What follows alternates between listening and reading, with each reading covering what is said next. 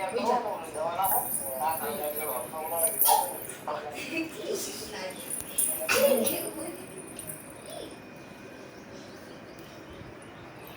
બોલો. પકડો પકડો.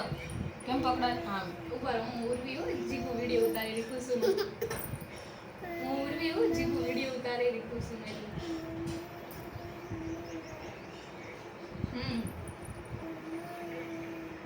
પકડો. મેડમ એને ટાઈમ પકડો. એટલે એમ નહીં, આમ પકડાય. ના એમ જ આમ પકડો. આમ આમ પકડજો હો. પકડજો.